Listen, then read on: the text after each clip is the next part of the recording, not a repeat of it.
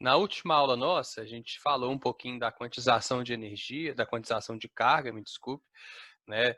Da equação da quantidade de carga, a equação geral da quantização de carga, que o Millikan trouxe para a gente, aquela carga elementar, né? Que é a carga mínima de um elétron e de um próton, 1,6 vezes 10 a menos 19 coulombs. E aí a gente viu que toda carga na natureza é múltipla inteira daquele valor. Na aula de hoje, nós vamos trabalhar com os processos de eletrização, as maneiras como que a gente, com qual a gente consegue mudar aquela neutralidade de um corpo. Vocês lembram que eu falei na aula passada que todo corpo ele começa neutro, todo corpo na natureza é basicamente neutro.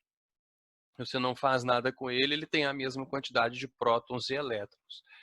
Porém, a gente sabe, né, que a gente toma choque quando a gente desce de um carro depois de andar nele por muito tempo.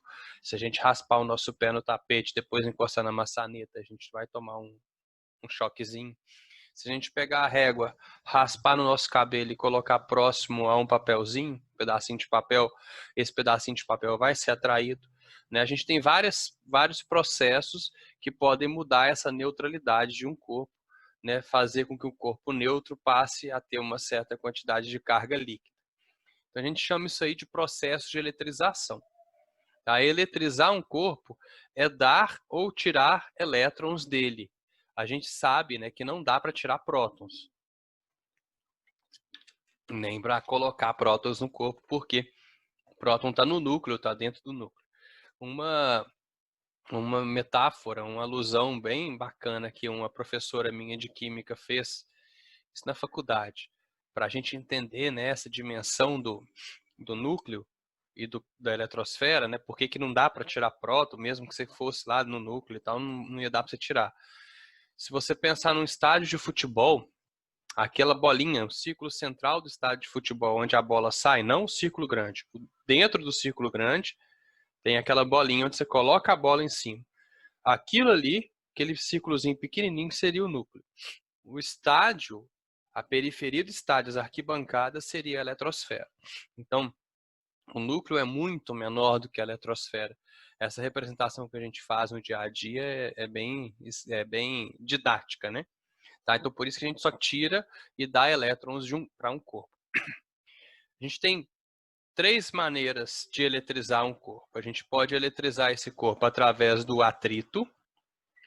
Atritar mesmo é raspar um corpo no outro. Sempre que você raspa 2 corpos de materiais diferentes, eles vão se tornar eletrizados, vão deixar de ser neutros e vão ficar eletrizados. Também pode acontecer através do contato, tá? Contato, a gente vai ver esses 2 na aula de hoje. O terceiro aqui fica para a aula da semana que vem, que é a indução.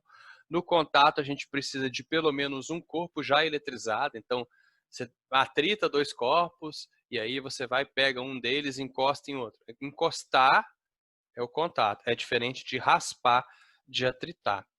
E, por último, tem aqui a indução, que é uma maneira com a qual você eletriza um corpo sem atritar e sem encostar. É uma terceira maneira, que é a eletrização por indução. Nesses 3 processos, vale essa regrinha aqui. Ó. Se o corpo é um corpo que recebe elétrons, ele sempre vai ficar negativo.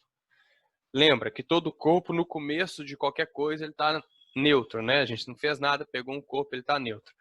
Se esse corpo neutro, que tem a mesma quantidade de prótons e elétrons, recebe elétrons, o elétron vem com carga negativa. Então, o corpo vai ter um desequilíbrio, ele vai ter um excesso de carga negativa, ele fica com carga líquida negativa. Se um corpo doa elétrons para alguém, porque se alguém recebe, alguém tem que doar, né? Não existe criadouro nem sumidouro de elétrons. É uma frase que tem em todo livro de física, né?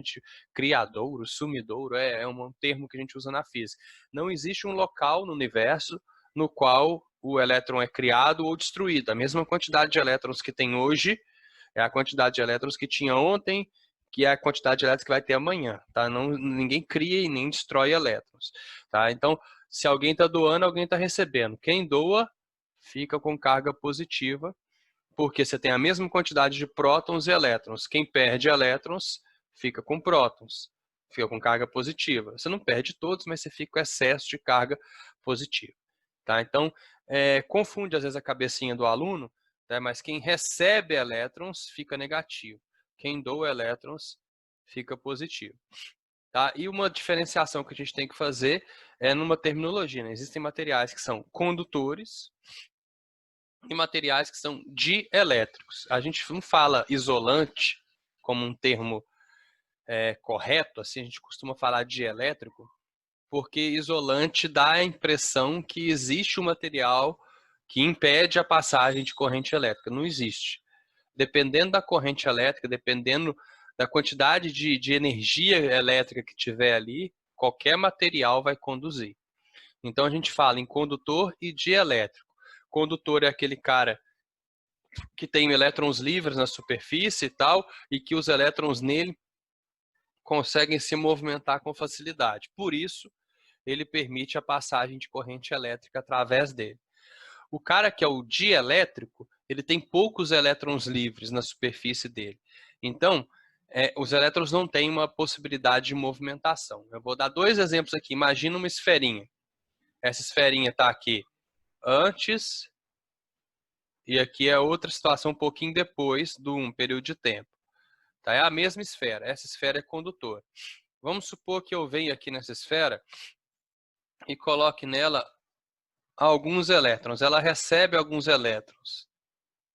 No momento em que eu colocar esses elétrons nessa esfera, se ela for condutora, eles vão começar a se mover na superfície dela, tentando achar uma configuração, um arranjo, no qual eles vão ficar igualmente distribuídos. E aí a gente chama isso aqui de equilíbrio eletrostático. Então os elétrons começam a se mover na superfície e vai aparecer essa situação aqui de equilíbrio eletrostático. Aí os elétrons param de se mover e a gente chega numa configuração equilibrada de carga. Isso só acontece porque no condutor esses elétrons eles são livres, eles têm a possibilidade de se movimentar, eles estão fracamente ligados ao núcleo, na camada de valência, na superfície do material. Então, no condutor, todo excesso de carga se direciona para a superfície. Se eu fizer a mesma coisa num isolante, num dielétrico, não vai acontecer nada, não vai atingir o equilíbrio eletrostático. Se eu colocar aqui, ó, alguns elétrons, transferir carga aqui para esse isolante, eu posso esperar o tempo que for, porque se ele for um dielétrico mesmo, esses elétrons não têm liberdade de movimentação, então eles vão continuar aqui no mesmo lugar onde eu coloquei. Eles não têm essa possibilidade de se movimentar, eles ficam parados ali. E aí ele nunca vai atingir o equilíbrio eletrostático, que é uma configuração de carga ali equidistante na superfície dele. Então, quando eu falar condutor, eu vou sempre estar falando um material que permite a movimentação de elétrons na superfície dele. Se eu falar dielétrico ou isolante, que ali é um sinônimo, tá? Mas a gente tem preferência de falar dielétrico, a gente está falando de material no qual o elétron não tem essa liberdade de movimentação, tá bom? Então, vamos estudar a eletrização por atrito e a eletrização por contato. Vamos começar por elas aí. Tá bom? Vocês têm alguma dúvida nessa primeira definiçãozinha? Eletrização por atrito. Primeira coisa, a gente tem que ter corpos de materiais diferentes. Não adianta eu pegar plástico e ficar raspando e achar que eu vou eletrizar os dois. Tá? Então, tem que ser corpos de materiais diferentes. Aqui eu coloquei uma sequenciazinha de materiais, tá vendo? Pele humana, couro, vidro, papel. E a gente pode atritar um no outro para ver o que vai acontecer. Sempre vai acontecer de um ganhar elétrons, um ganha, e o outro perde elétrons. Quem ganha fica negativo. Quem perde elétrons fica positivo. E na mesma quantidade, porque a gente já falou, não existe criadouro nem sumidouro de elétrons na natureza. Então, se um corpo está perdendo 2 elétrons, o outro só pode ganhar 2 elétrons. Se um corpo está perdendo 1 milhão de elétrons, o outro só vai poder ganhar 1 milhão de elétrons. Não vai desaparecer um no caminho, não. Tá bom? Por isso que os módulos de cargas, módulo é a mesma coisa que valor. Então, os valores de carga são iguais e os sinais são opostos. Significa que, ao final da eletrização por atrito, eu vou ter um corpo negativo, que é aquele corpo que ganhou elétrons, e eu vou ter um corpo positivo, que é aquele corpo que perdeu elétrons. Só que sempre na mesma quantidade. Então, vamos supor, se um corpo ficou com mais 2 coulombs de carga, o outro tem que ficar com menos 2 coulombs de carga. Se um corpo ficou com menos meio coulomb de carga, então o outro ficou com mais meio coulomb de carga. Sempre módulos iguais, o número, o valor é o mesmo, só que o sinal é oposto, tá bom? Então, na eletrização por atrito é a mais fácil de todas. Para que a gente saiba quem vai ficar positivo e quem vai ficar negativo, os cientistas fizeram vários testes de ficar tritando um material no outro e criaram isso aqui, ó, chamado série triboelétrica. Você não precisa decorar, mas você precisa interpretar isso. A pele humana, por exemplo, ela aparece em várias séries triboelétricas e ela é o material que mais gosta de perder elétrons, um dos, né? A gente não pode falar que é o que mais gosta de perder elétrons, mas em toda a série triboelétrica ela aparece no topo, assim, porque ela é a que mais gosta de perder elétrons. Então, se atrita ela em qualquer outra coisa, a tendência da pele humana seca é ficar positiva, é perder elétrons. E o Teflon é aquele material antiaderente das panelas, aquele pretozinho, que quando você raspa, lava com a bucha do lado verde, ele solta. E faz mal pra caramba se soltar. O Teflon, ele gosta de receber elétrons, ele gosta de ficar negativo. Então, é muito fácil. Vamos supor que você atrita aqui. Ó, vamos supor que a gente pega a pele humana e atrita no papel. Atritei pele humana no papel. A pele vai ficar positiva e o papel vai ficar negativo. Mas vamos supor que eu pegue o papel e atrite esse papel com o âmbar, que é uma resina. O papel está mais em cima. Então, nesse caso, o papel vai ficar positivo e o âmbar vai ficar negativo. Quem está mais em cima tem a tendência de perder elétrons, quem está mais embaixo tem a tendência de ganhar elétrons. Dá um exemplo que eu gosto de fazer para calcular isso, a quantidade de cargas, é o exemplo da caneta na parede, que infelizmente não dá para fazer aqui com vocês, mas vocês podem depois tentar na casa de vocês. Se você pegar uma caneta e raspar ela, pega ela e raspa em um sentido na parede. Depois eu faço isso e mando no grupo de vocês para vocês verem como é que funciona. Tá? A caneta fica grudada na parede. Pode fazer um desafio aí. Quem conseguir ganhar, fazer esse colar a caneta na parede aí e mandar no grupo, vai ganhar um bombom na cantina quando a gente voltar às aulas, tá? Prometo para vocês. Vai ter que mandar no grupo ela coladinha lá. Não vale usar cola, tem que mostrar o processo todo. Raspa ela, a hora que você solta, ela fica grudada na parede. Você solta ela fica grudadinha. Por quê? Ao atritar a caneta na parede, a caneta ela perde elétrons para a parede. Então, a caneta ela fica positivamente carregada, porque ela perdeu elétrons, e a parede fica negativamente carregada, porque ela ganhou elétrons. Certo?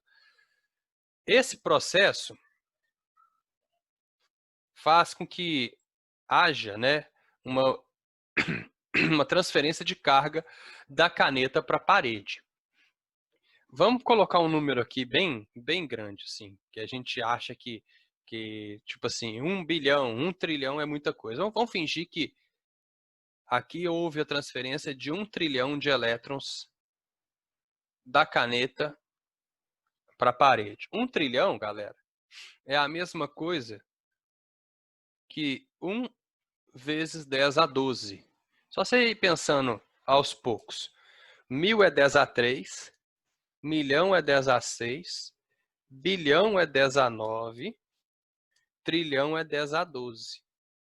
Então, 1 trilhão é 1 vezes 10 a 12 elétrons sendo transferidos da caneta para a parede. qual vai ser a carga, tanto da caneta quanto da parede? Qual vai ser a carga disso aí? Bom, a gente sabe que quando a gente pergunta sobre carga, a gente tem que fazer Q igual a N vezes E. E é a carga elementar, é sempre o mesmo valor, né? Isso aqui a gente viu aula passada, que esse Ezinho aqui, ele sempre vale 1,6 vezes 10 a menos 19 coulombs. E N é a quantidade de elétrons que eu ganhei ou que eu perdi. Nesse caso, a quantidade de elétrons que eu ganhei, que a parede ganhou, é a mesma quantidade que a caneta perdeu. Então, esse é o nosso N, 1 trilhão de elétrons. Aí você faz a conta. Ó. N, 1 vezes 10 a 12. E cada elétron carrega consigo essa quantidade de carga. 1,6 vezes 10 a menos 19 coulombs. Então, a carga, 1 vezes 1,6 é 1,6. 10 a 12 com 10 a menos 19, 10 a menos 7 coulombs. Esse é o módulo da carga de cada uma delas. Aí agora eu tenho que usar minha cabeça, meu raciocínio. Olha só, a caneta ficou com essa carga positivamente, porque ela perdeu elétrons. Então vou colocar assim, ó, a carga da caneta, Czinho de caneta, ó, é 1,6 vezes 10 a menos 7 coulombs. E a carga da parede, colocar o P aqui de parede, é igual a menos 1,6 vezes 10 a menos 7 coulombs. Por quê? Porque os módulos são iguais, mas os sinais são opostos, sempre. Entenderam aí o raciocínio? Tranquilo?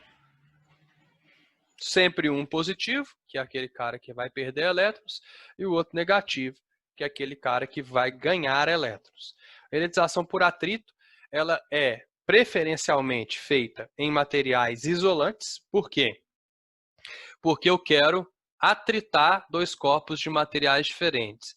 Se esses materiais forem, aqui, ó, imagina que eu atrite materiais condutores. Eu estou segurando o material condutor, eu vou atritando em outro, toda carga que eu estou criando nesse material condutor, ele vai passar para a minha mão, para o meu braço.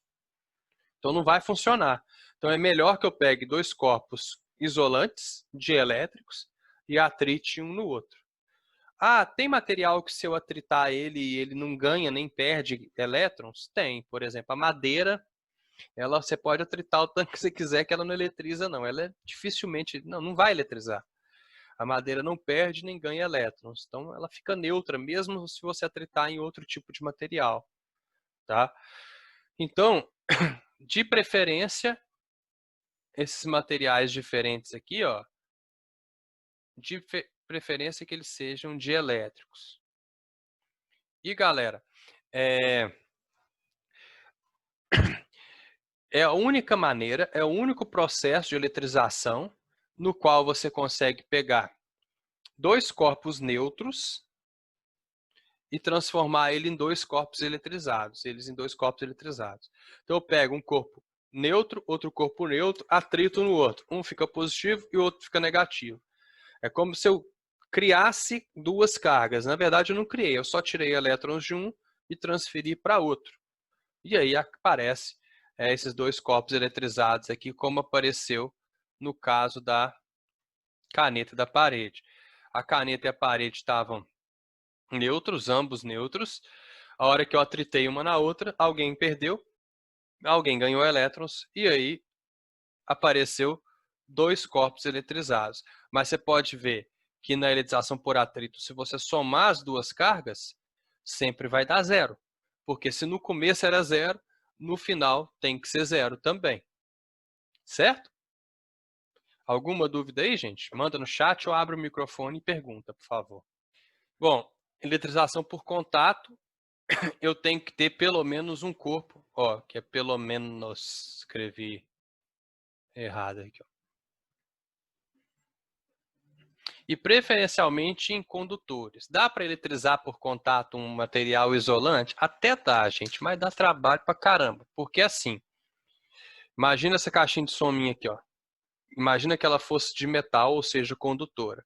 Se eu colocar aqui, ó, colocar alguma quantidade de carga aqui, se ela for condutora, essa carga espalha na superfície dela na hora, tá? Não é na hora, nada na física é instantâneo, mas é muito rápido. Você coloca uma carguinha aqui nela, ela espalha na superfície toda. Se eu pegar um material, vamos supor que eu pegue outra caixinha, agora de borracha, de plástico, né, que é o material isolante, igual ela é mesmo. Para eu eletrizar ela por contato, eu vou ter que encostar aqui, aqui, aqui, aqui, aqui. Vou ter que encostar em tudo quanto é lugar. Aí não vai rolar. Vai dar trabalho pra caramba. Mas dá para fazer? Dá. A Mariana falou assim, a massa da caneta tem alguma interferência? Por exemplo, uma com tinta é mais difícil de grudar na parede do que uma sem tinta? Tem interferência. Porque uma com tinta, você vai ter que gerar uma força de atração entre as duas maior um pouco, porque a tinta tem peso. Uma sem tinta é mais fácil, tá bom? Porque a força elétrica tem que anular a força-peso ali de alguma forma. A força de atrito que anula a força-peso, mas a força de atrito é gerada pela força elétrica, né, pela normal entre os dois corpos, aí outros 500, mas sim, interfere sim, tá bom? Então, por que eu estou insistindo? Porque preferencialmente em condutores. Porque uma vez na UFMG, por exemplo, caiu uma frasezinha falando assim, é impossível eletrizar corpos isolantes por contato. Isso aí era uma das alternativas. Você falar se era falso ou verdadeiro. Isso é falso. É possível. Você consegue eletrizar um corpo isolante, tá, por contato, mas dá trabalho, mas é possível. Então, por isso que é preferencialmente em condutores. Pelo menos um corpo já eletrizado. Pelo menos um. Eu posso ter mais de um? Pode. É pelo menos um, ok? Aí a carga total se distribui nos corpos eletrizados. É bem simples, tá? Se os corpos forem iguais, aí eu sempre falo, se tinha um aluno que me pergunta, o que é igual? Sei lá, não sei.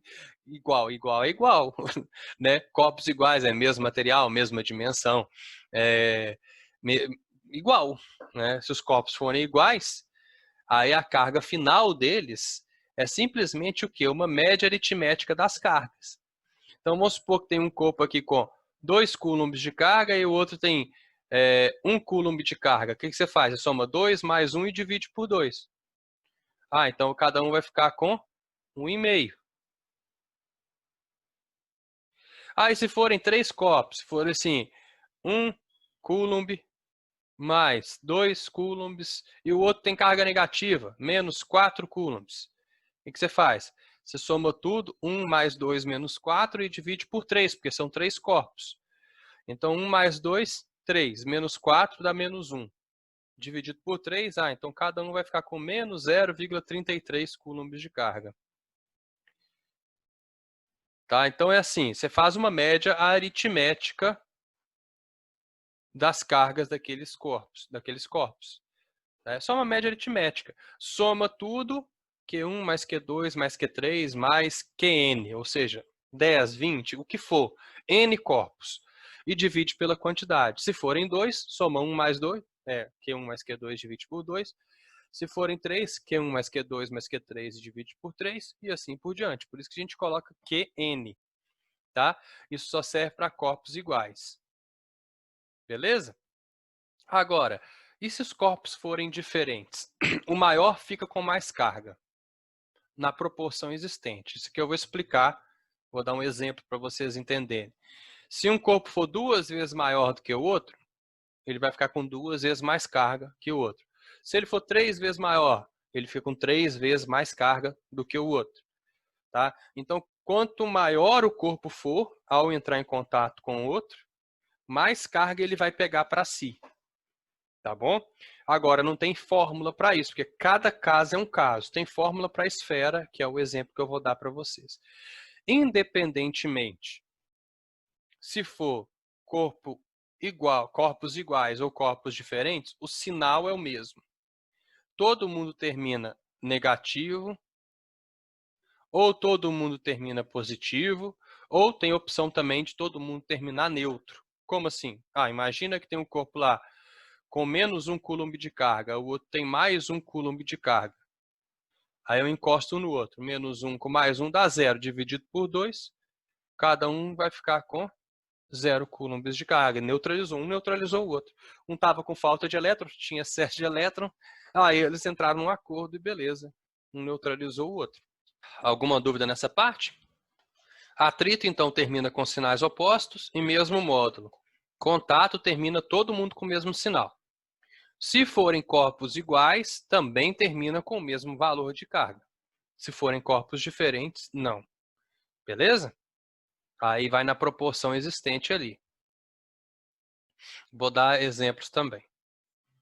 Então, eu vou dar 2 exemplos. Vamos começar esse da esquerda aqui, exemplo 1, no qual eu tenho 3 esferinhas, uma com carga 1 coulomb, 3 coulombs e menos 1 coulomb.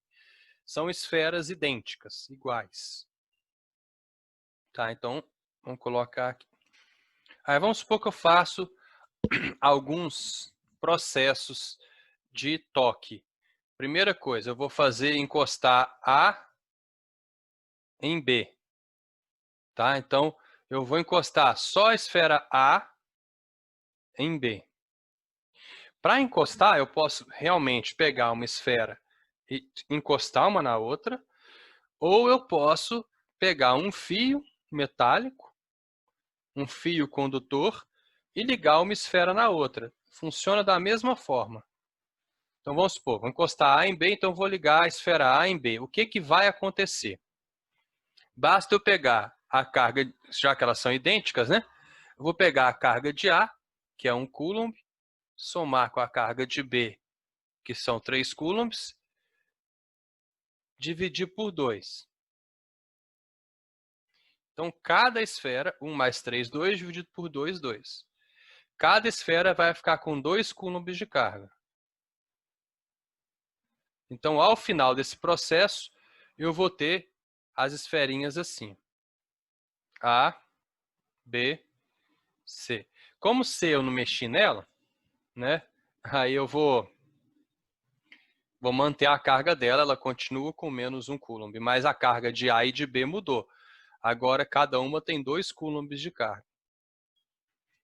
E aí, quem transferiu elétrons para quem? Gente, porque a transferência aqui é só de elétrons. Né? Mas as duas são positivas, não pode ter transferido prótons. Não, nunca transfere prótons, esquece isso. E a regra é bem simples, depois vocês podem pensar nisso em casa para vocês entenderem.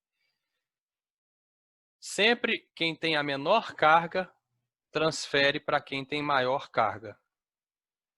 Então, 1 coulomb de carga foi transferindo elétrons para 3 coulombs de carga e ele foi ficando mais positivo. Quem perde elétrons, né, vai ficando cada vez mais positivo e quem recebe elétrons vai ficando cada vez menos positivo, até os dois igualarem a carga e atingirem o que a gente já aprendeu, que é o equilíbrio eletrostático. Agora, vamos supor que eu faça outra coisa aqui. Agora eu vou encostar B em C. Então, eu vou encostar B em C. A gente já falou, né? Quem tem a menor carga transfere para quem tem a maior carga. Menor carga é menos 1. Menos 1 é menor do que 2. Então, a esferinha C vai transferir para a esferinha B. Qual vai ser a carga deles ao final desse processo? Vamos ver.